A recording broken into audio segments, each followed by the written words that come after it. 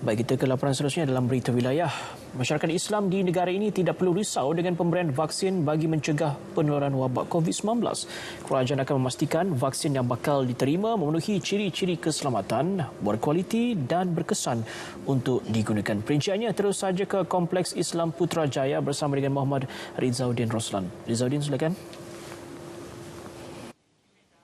Terima kasih Redwin. Syariat Islam amat menitik beratkan kaedah pencegahan sama ada secara umum atau khusus dalam sesuatu perubatan. Justru pemberian vaksin atau imunisasi bagi mencegah penularan pandemik COVID-19 adalah selari dengan yang dianjurkan dalam Islam.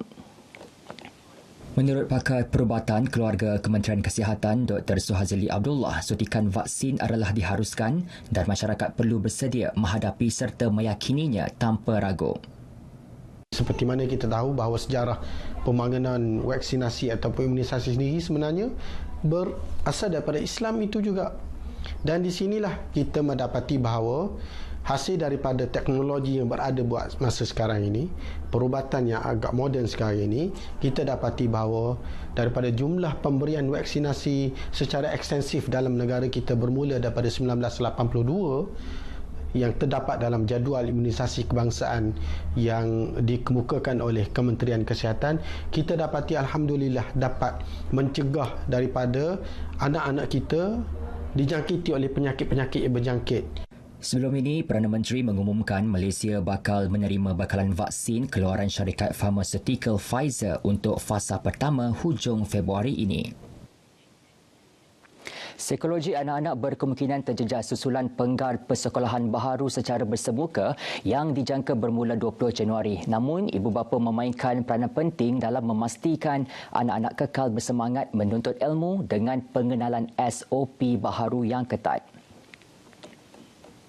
Timbalan Mufti Wilayah Persekutuan Ustaz Jamali Muhammad Adnan menjelaskan biarpun pelaksanaan kembali Perintah Kawalan Pergerakan hingga 26 Januari ini dan kebenaran bersekolah juga adalah terhad, namun anak-anak tetap perlu diberi pendidikan kerohanian di rumah. Teruskan kita mendidik anak-anak kita sebagaimana yang disebutkan tadi, penghayatan Al-Quran, penghayatan solat berjamaah, penghayatan doa dan juga munajat kepada Allah di mana sahaja kita berada.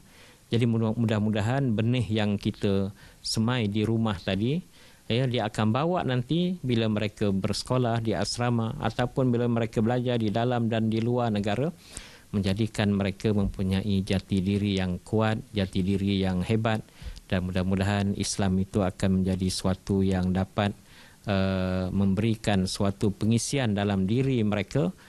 Mereka juga disaran lebih optimis serta bijak mengatur langkah untuk persediaan lahiriah anak-anak agar lebih bersedia dengan sebarang kemungkinan yang lebih mencabar.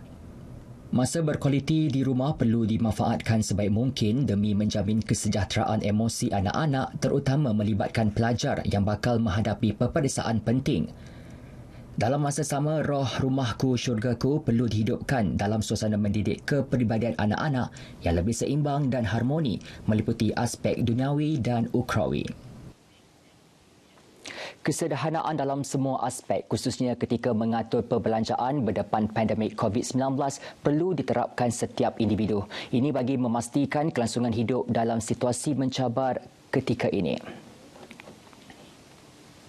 Menurut penganalisis kewangan Syamsuddin Kadir, masyarakat perlu menukar gaya hidup terutama dalam aspek perbelanjaan seharian agar dapat mengelakkan pembaziran. Bagi saya, kalau yang mana yang dah terputus sumber pendapatan ataupun dulu gaji penuh sekarang gaji separuh, jadi kaedah makanan dia kena pergi ke sara. Sara hidup bukan gaya hidup. Maknanya kalau beras tu beras yang biasa orang makan lah.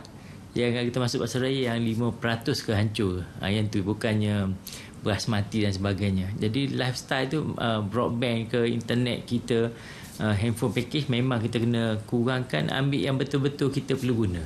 Beliau turut mencadangkan orang ramai untuk mempelajari ilmu pelaburan kerana membantu meningkatkan taraf hidup sekiranya bijak menggunakan peluang yang ada.